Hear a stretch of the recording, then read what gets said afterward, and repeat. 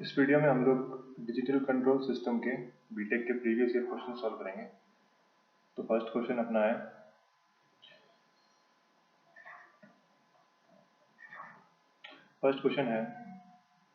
The input output of the sample data system.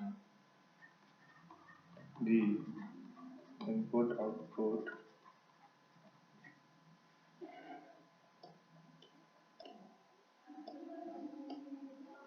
So the input output of the sample data system is described by the difference equation y k plus 2 plus 3yk plus 1 plus 4yk is equal to r k plus 1 minus r k.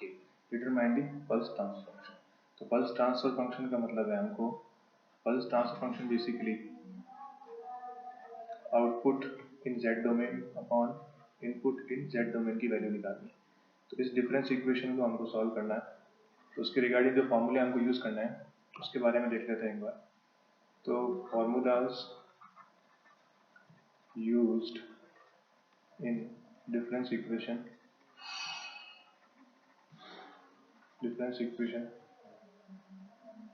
देखिए अपने, अगर if z transform of y n y z के equal है तो time shifting property अगर use करते हैं तो z transform of y of n minus one इसकी वैल्यू हो जाएगी Y Z upon Z plus Y of minus one.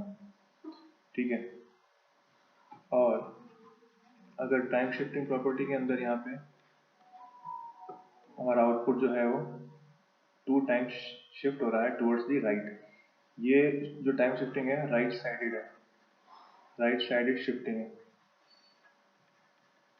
तो अगर हमारा z transform of y of n minus two के लिए, तो इसके लिए लिखेंगे अपन y Z upon Z square plus Y of minus one upon Z plus Y of minus two, और z transform of y of n minus three के लिए हम लिखेंगे y of z upon Z cube plus Y minus one upon Z square plus Y minus two upon Z to the power one and y minus one upon z to the power zero, जिसको अपन one भी लिख सकते हैं।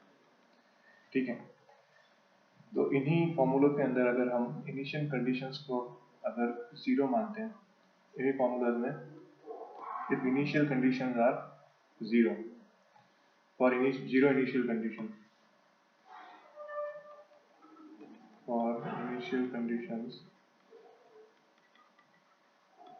Zero, उसके लिए simply फॉर्मूले क्या आ जाएंगे, z transform of y of n minus one के लिए हमारा ये पोर्शन जीरो हो जाएगा और केवल वैल्यू मिलेगी Y Z upon Z. Second case में z transform of y of n minus two के लिए लिखेंगे Y Z upon Z square, और ये दोनों टर्म्स हमारी क्या हो जाएगी, जीरो हो जाएगी। थर्ड हम लिखेंगे Y Z transform of Y N minus three के लिए सेम चीज Y Z upon Z cube.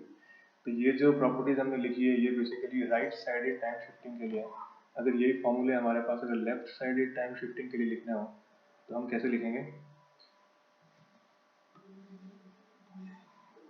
यही अगर फॉर्मूले हमको लेफ्ट साइडेड टाइम शिफ्टिंग के लिए, तो बेसिकली फॉर्मूले किसके पूछे हैं, जैसे z transform of Y n अगर हमारा वाई जेड के इक्वल है तो z transform of y of n plus one के लिए फॉर्मूले हैं हमारे पास, and y of n plus one का z ट्रांसफॉर्म लिखेंगे हम z y z minus z y zero.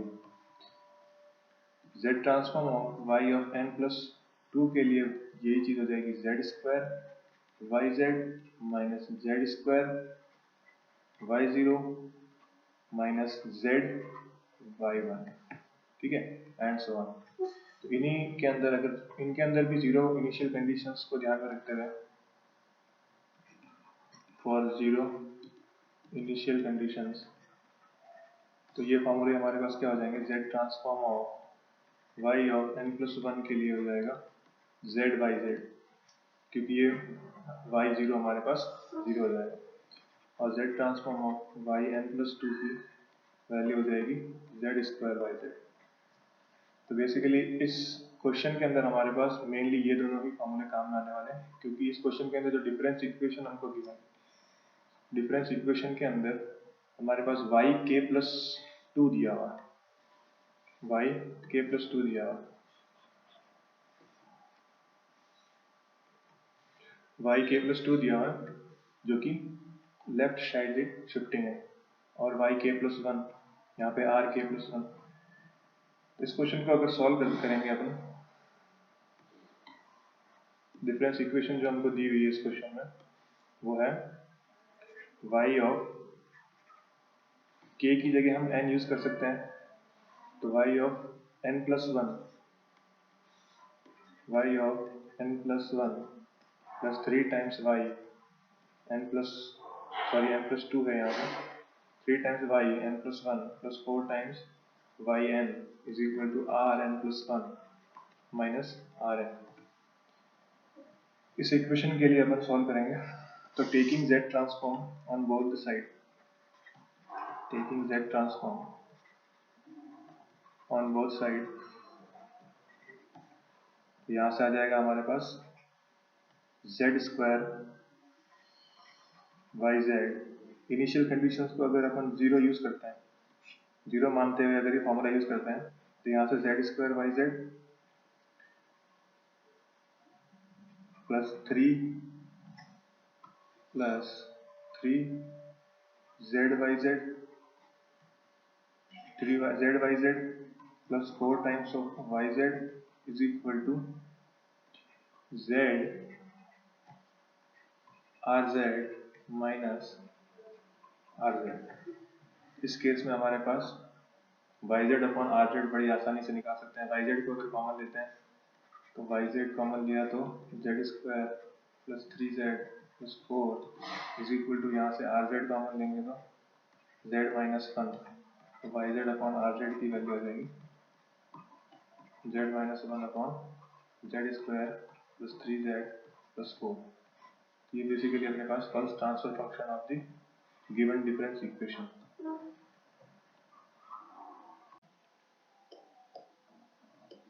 Next question है, find the inverse z transform of ten z upon z minus one into Z minus to using residue method.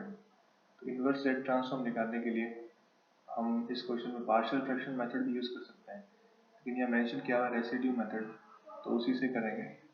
Residue basically, residue method को हम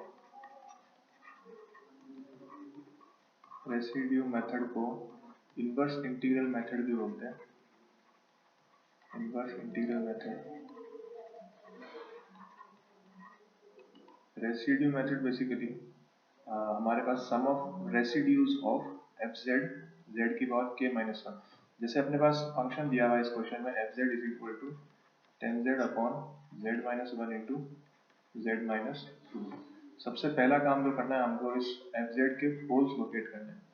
तो poles clearly हमारे पास z is equal to one and two पे lie कर रहे हैं, तो हमको for pole z is equal to one के लिए हमको रेसिड्यू कैलकुलेट करना है, और pole z is equal to to के लिए रेसिड्यू कैलकुलेट करना है, और इन दोनों रेसिड्यूज को हमको ऐड करना है। तो बेसिकली इनवर्स z ट्रांसफॉर्म निकालेंगे तो जो फंक्शन आएगा हमारे पास वो f ऑफ k आएगा। f ऑफ k बेसिकली होगा sum of f of k is equal to sum of residues of fz z to the power k minus 1 at poles fz। तो इस मेथड के अंदर हम सबसे पहले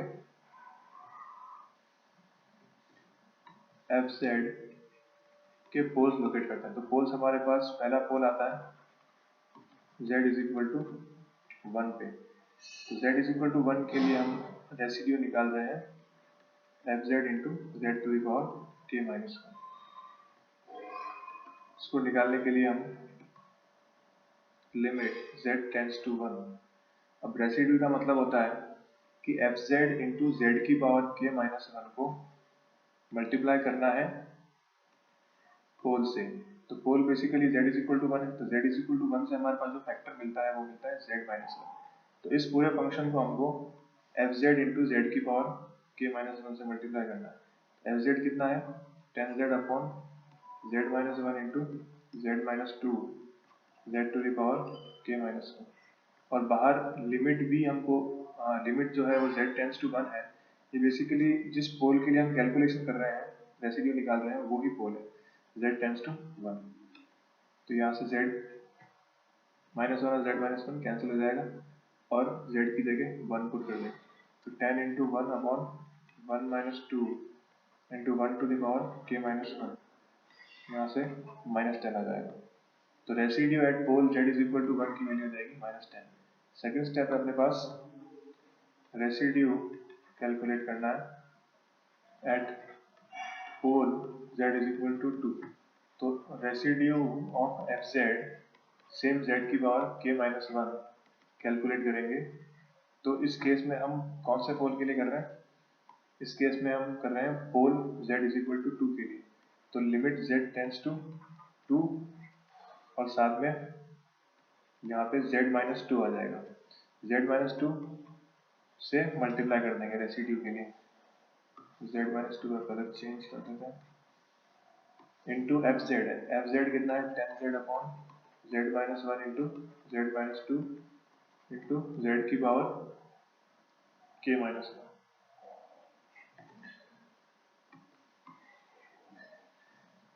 क्लियरली z माइनस 2 से z माइनस 2 कैंसिल हो जाएगा और जहाँ पर भी z है वहाँ पे 2 पुट करने के बाद में 10 into 2 2 minus 1 2 to the power k minus 1 10 into 2 to the power k मिल जाएगा। फाइनली जो इनवर्स z ट्रांसफॉर्म की वैल्यू है, inverse z transform of F Z is equal to 10z upon z minus 1 into z minus 2 की value आ जाएगी sum of residues. तो minus 10 plus 10 into 2 की पावर k। तो यहाँ से अगर 10 कॉमन निकाल लेते हैं, 10 कॉमन निकालने पे अंदर बचेगा 2 की पावर k माइनस 1। तो this is basically inverse z transform of 10z upon z minus 1 into z minus 2।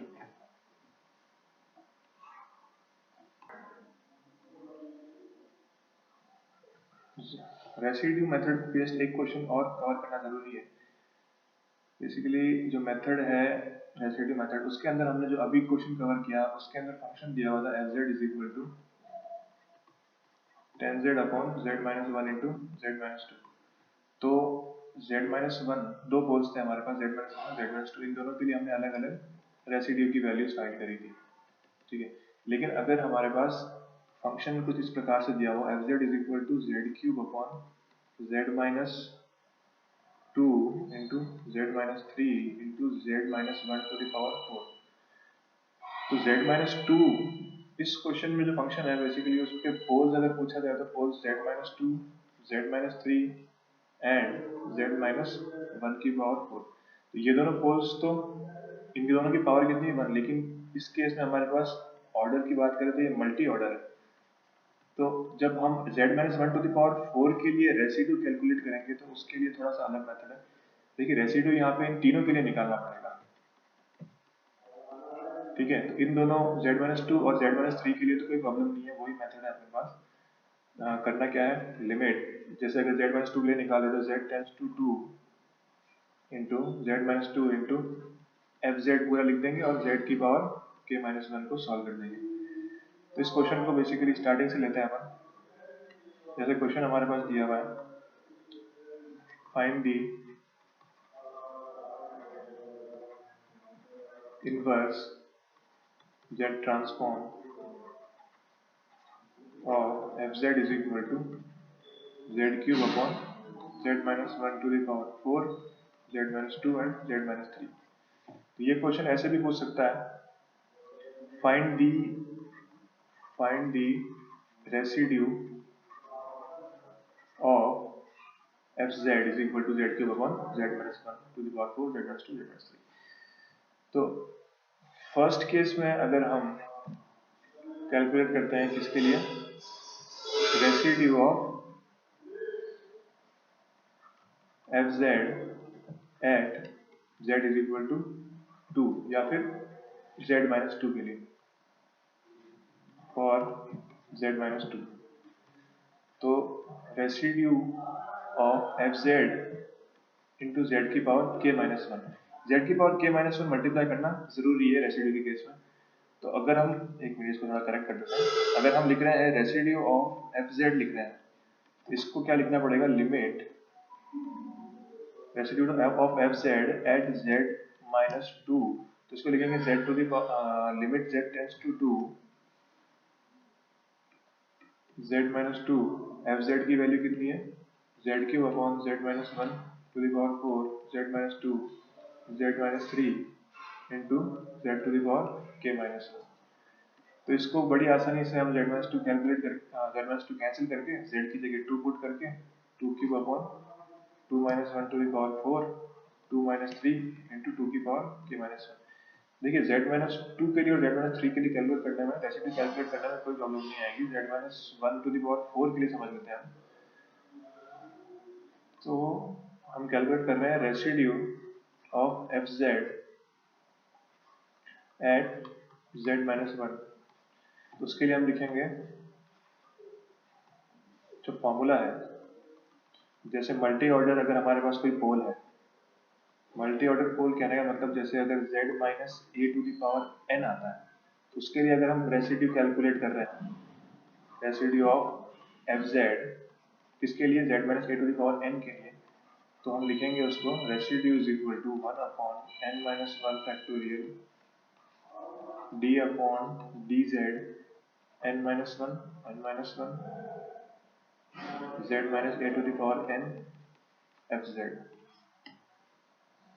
इसके अंदर z to the power k minus one absent है, ये यहाँ पे नोट करने वाली चीज है। तो अगर इस पर्टिकुलर क्वेश्चन में जहाँ पे हमको f Z is equal to दिया है, f Z is equal to दिया है z cube upon z minus one to the power four z minus two and z minus three. इस केस में अपने पास रेसिड्यू निकाल रहे हैं for z minus one to the power four. तो उसकी वैल्यू हो जाएगी, जैसे यहाँ पे n की वैल्यू कितनी है, मल्टी ऑर्डर कितना है यहाँ पे अपने पास, फोर ऑर्डर है z माइनस वन, और a की वैल्यू कितनी है, वन। ठीक है, उसके लिए हमारे पास फोर माइनस वन का factorial d upon d z, order कितना है n माइनस वन, मतलब फोर माइनस वन, मतलब third order derivative of with respect to z। z minus a की वैल्यू वन है, n की वैल्यू कितनी है यहाँ पे फोर, एफ जेड है हमारे पास z cube upon z minus one to the power four z minus two z minus three, one upon four minus one factorial three factorial which is six. और यहाँ पे अपने पास triple derivative of z minus one to the power four z minus one to the power four cancel हो गया, Z cube upon इन दोनों को अगर मल्टीप्लाई करते हैं तो आएगा z square minus five z plus six. तो ये डेरिवेटिव हमारे पास बहुत ही कम्बरसम हुआ क्योंकि ट्रिपल डेरिवेटिव है, तीन बार डिफरेंशिएट करना पड़ेगा इस टर्म को। तो इसके लिए हमारे पास मैथमेटिकल ऑप्शन है, हम क्या कर सकते हैं इस केस में, जैसे यहाँ पे ये p अपॉन क्यू दिया हुआ है, तो इसको हम डिवाइड करके देख लेते हैं। डिवाइड करेंगे तो z क्यूब जो है वो ऑब्वियसली अंदर रहेगा और बाहर की साइड में आएगा z square minus five z plus six. तो डिवीजन करेंगे, z से मल्टीप्लाई करेंगे तो z cube minus five z square plus six z, sign changing करेंगे तो five z square minus six z, फिर अपन इसको फाइव से मल्टीप्लाई करेंगे तो five z square minus twenty five z plus thirty, sign change करेंगे तो ये आ जाएगा 25 माइनस सिक्स 19z माइनस 30। इस केस में अपने पास ये कहलाएगा क्वोशिएंट,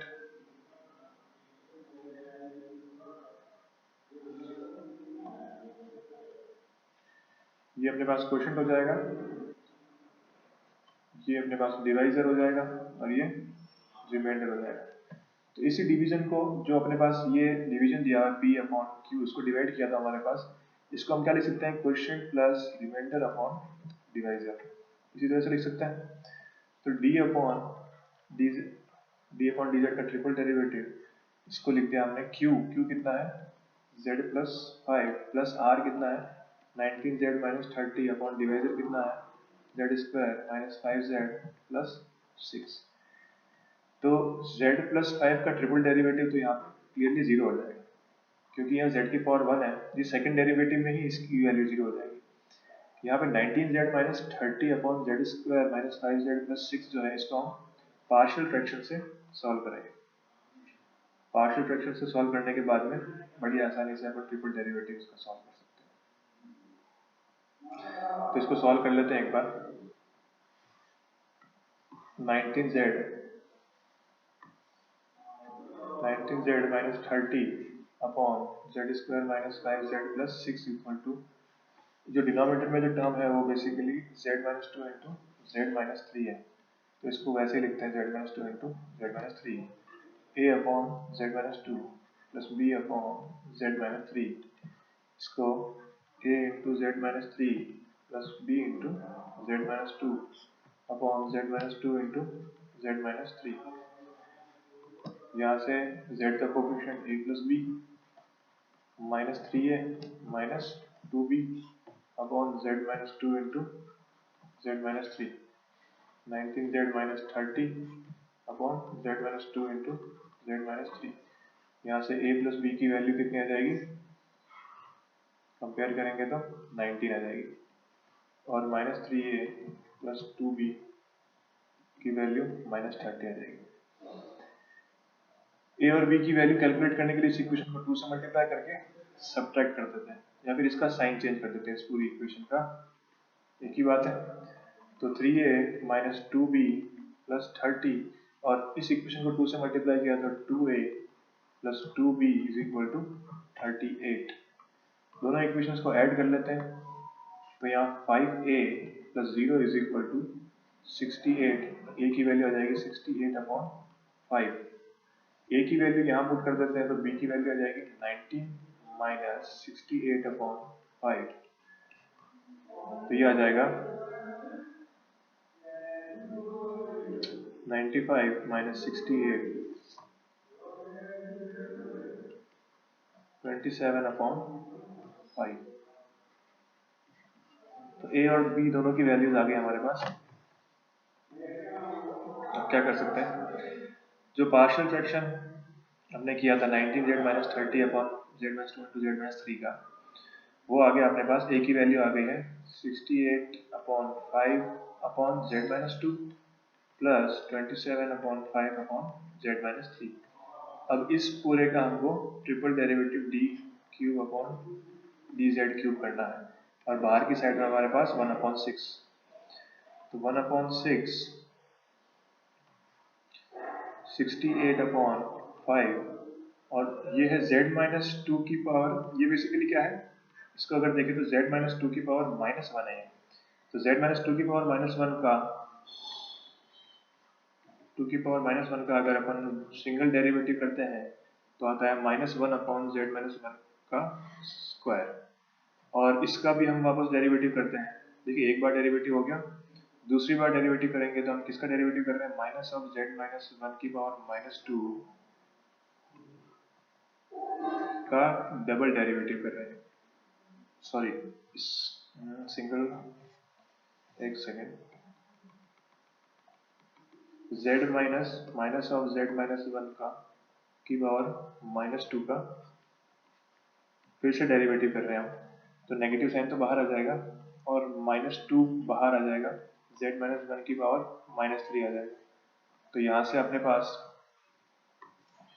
2 अपॉन z माइनस 1 की पावर 3, और एक और बार डिफ्रेंशिएशन करना है क्योंकि ट्रिपल डेरिवेटिव है, तो थर्ड डिफ्रेंशिएशन जो आ जाएगा वो आएगा माइनस का 6 अपॉन z माइनस 1 की पावर 4।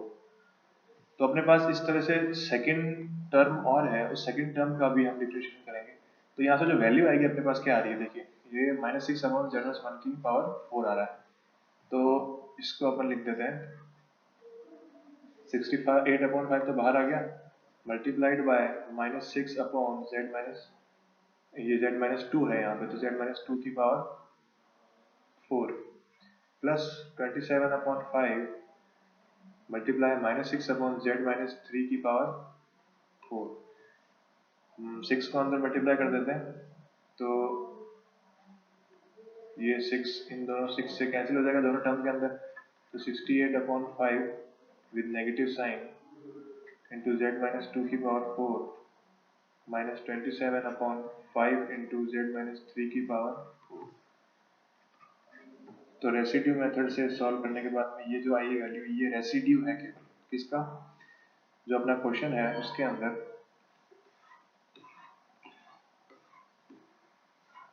जो पोल अपने पास fz की वैल्यू दी हुई है z³ z-1 की पावर 4 z-2 z-3, तो नंबर ऑफ पोल्स अपने पास कितने हैं यहाँ पे 3 है। ये दोनों पोल्स तो हमारे पास सिंगल ऑर्डर के हैं, ये दोनों पोल्स हमारे पास सिंगल ऑर्डर के हैं, और ये जो पोल है हमारा मल्टी ऑर्डर है। तो इस मल्टी ऑर्डर पोल के लिए हमने ये मेथड अभी जो है देखा है रेसिड्यू निकालने के लिए। तो इनवर्स जेड ट्रांसफॉर्म के लिए हम इन तीनों पोल्स का रेसिड्यू ऐड करेंगे।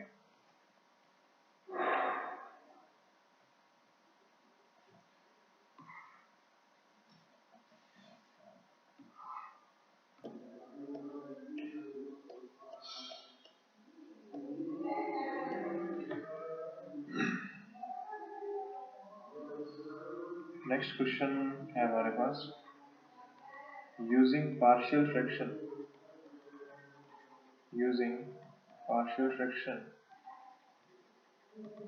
obtain the inverse of z transform of xz is equal to 2z cube plus z upon z minus 2 square z minus 1। xz is equal to z solution, xz is equal to numerator में से z common लेते हैं तो 2z square plus 1 upon z minus 2 square into z minus 1।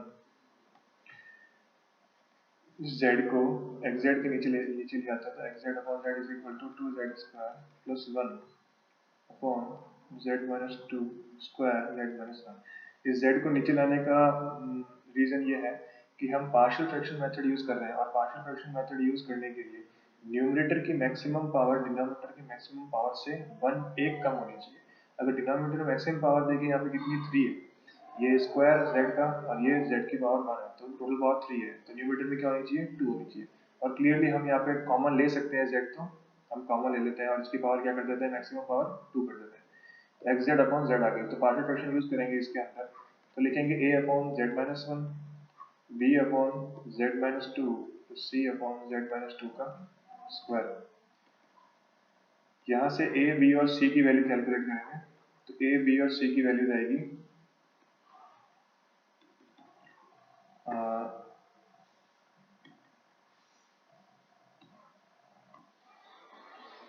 a is equal to आएगा 2, b is equal to 0 and c is equal to 7।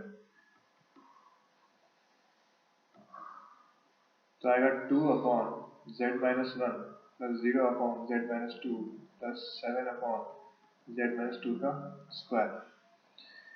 ये value किसकी आ गई xz upon z equal to, अब क्या करेंगे xz अपॉन जो z है उसको फिर से इधर ट्रांसफर करके 2 सब में मल्टीप्लाई कर देंगे, तो z अपॉन z माइनस 1, ये तो 0 हो गई टर्म, और 7 into Z upon z minus 2 का स्क्वायर। इसके बाद में इस इक्वेशन का इनवर्स जेड ट्रांसफॉर्म लेंगे, तो यहाँ लिखेंगे हम टेकिंग इनवर्स जेड ट्रांसफॉर्म। तो जो इनवर्स जेड ट्रांसफॉर्म का फॉर्मूला यूज करेंगे वो फॉर्मूला है अपने पास, z transform of a to the power n is equal to होता है z upon z minus a, and z transform of n a to the power n is equal to होता है a z upon z minus a का square. तो first case में अपने पास जो formula use हो रहा है वो है z transform of a to the power n। तो inverse z transform of z upon z minus a कितना हो जाएगा, a की पावर n। तो इस केस में अपने पास इनवर्स z ट्रांसफॉर्म लेंगे तो एक्स जेड की जगह हमको एक्स के देखने को मिलेगा, और यहाँ पे 2 into Z Z upon z minus one की जगह ए की वैल्यू कितनी है 1, तो 1 टू द पावर के, क्योंकि डोमेन हमने यहाँ पे के लिया है तो यहाँ पर भी के ही आएगा। फिर z, इस केस में यहाँ पे फॉर्मूला यूज करने के लिए यहाँ पे क्या होना चाहिए था, 2 होना चाहिए था। हम 2 से मल्टीप्लाई और 2 से डिवाइड कर देते हैं तो यहाँ पे 7 अपॉन 2 आ जाएगा।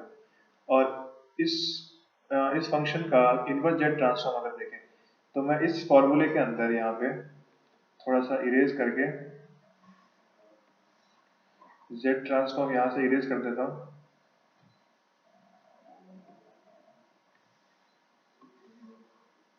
और इस साइड में z इनवर्स लिख देते हैं। तो inverse z transform of this function is equal to n into a की पावर n। तो यहाँ पे k इंटू ए कितना है, यहाँ पे 2, तो 2 की पावर k आ जाएगा।